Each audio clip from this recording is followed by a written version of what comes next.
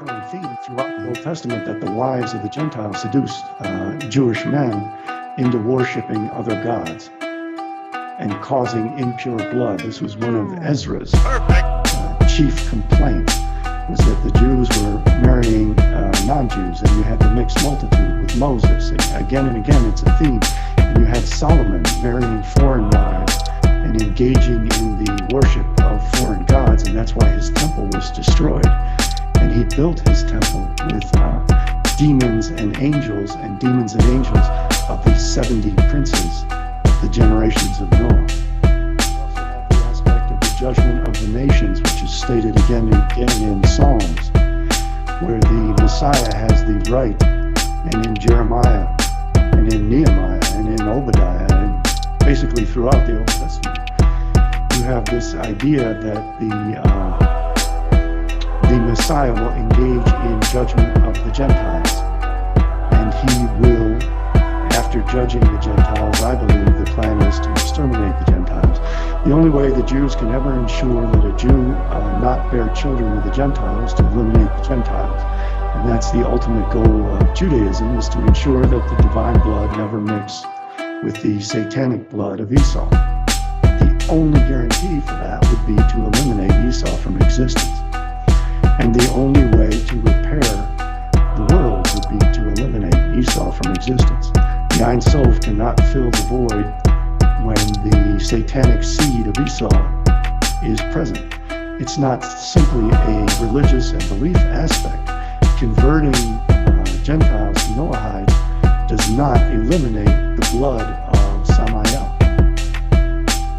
It's just mind-boggling that there's so many Christians in America that just love Israel and look to the Jews that if they don't bless them, they're cursed. Meanwhile, Judaism teaches that we've got a satanic guardian angel and that we're only here on earth to serve them, that the elder shall serve the younger, Esau shall serve Jacob, because they stole our birthright and they take pride in this, the deception of Esau.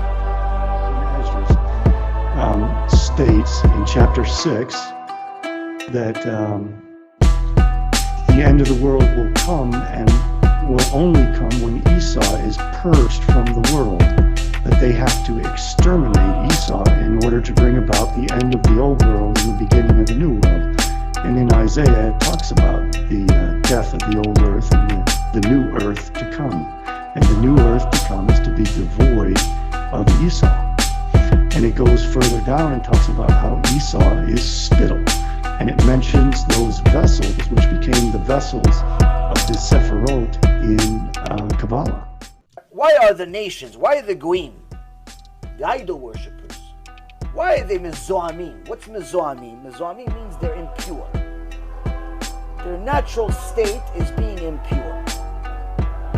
Goy's natural state is impurity. What does impurity mean? Impurity means that if you had real glasses that were going to be able to tell you all of the things that are really next to you, your world will be very different than your world right now. Right now you see each other, you see me, that's all you see. But the real world is very different than what we see. And the reason why we don't see it is because if we really saw all of the shedim and the angels, the good ones, the bad ones, and so on, that are really next to us, we'd lose our mind. But the Goyim, they have a certain level of tum'ah that is constantly next to them. Constantly next to them, constantly inside them. Does that make them bad people? Not always. Not always, sometimes. But it's always the case. Why is it always the case? I ask. Why they have this Mezoamim? Why are we racist now? We have nothing else to do in the world to be racist against Goyim. There's 8 billion of them. Find a different hobby. Pick on somebody your own size. Note the supremacist mindset that their size is larger than us, that we're too easy to even pick on. You could also interpret that to mean that he's afraid that the Jews are outnumbered, and if they're doing this, there's going to be a retaliation, and they're worried, so they don't want to pick on an enemy who outnumbers them so greatly. The Kabbalah didn't come about until 1200s. This second Esdras is very early Christian, and probably large parts of it predate Christianity. So we see that Kabbalah was not something new. It was the oral tradition, which was Canaanite religion. All of this idea of the creation myth of Kabbalah is actually Canaanite beliefs. So I believe what happened, and I'm not the only one who believes this, and I'm not the first one who believes this. Well, I am originally assigning this to the oral tradition, is that there were folk Jewish religions throughout the land of Canaan, and they practiced the old Canaanite religion. They worshiped Moloch, they sacrificed their firstborn children, etc., etc. All those things in the Bible which are condemned as Baal worship was probably what the majority of Jews would believe. And that this carried on as the oral tradition.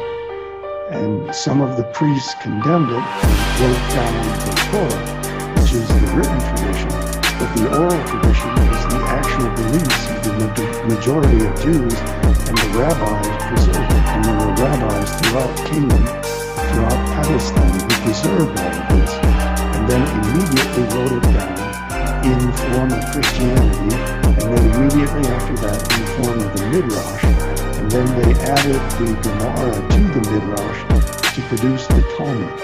And that was how all of these Canaanite beliefs started to get written down. And then later, another man fabricated the Zohar and created Kabbalah. But I suspect that he had access to many Gnostic scrolls because of the affinity between Gnosticism and Kabbalah. And I think they were simply reviving the Canaanite religion in the form of Gnosticism that became Kabbalah.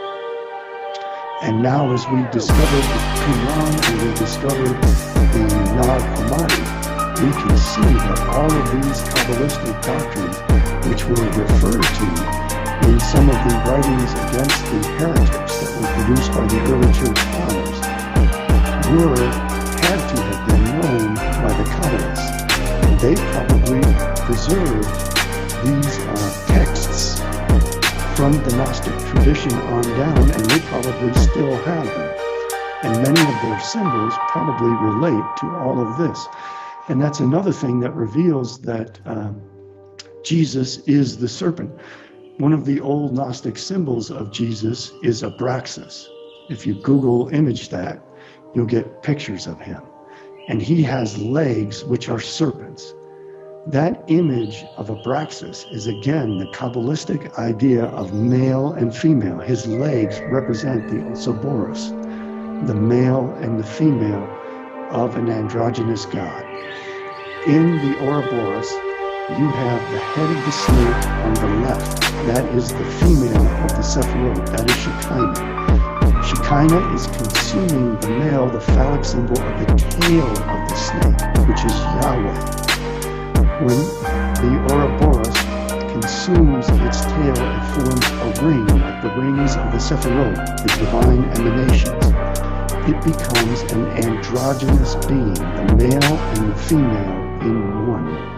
And that is also symbolized by Samael and Lilith, who takes the form of the ancient symbol of Abraxas.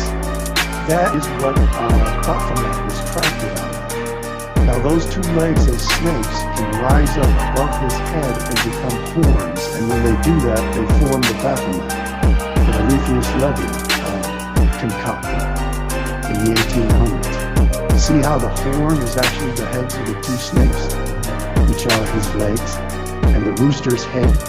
That is Abraxas. That was the original Gnostic symbol for Jesus Christ, and it has breasts. The famous psychologist Jung wore a ring that had a symbol of Abraxas on it. They have tricked Gentiles into worshiping Satan in the form of Jesus Christ, and I suspect they were aware of it from the beginning. Even in John, it states that Jesus is the symbol of the serpent. In John chapter 3, verses 14 to 16.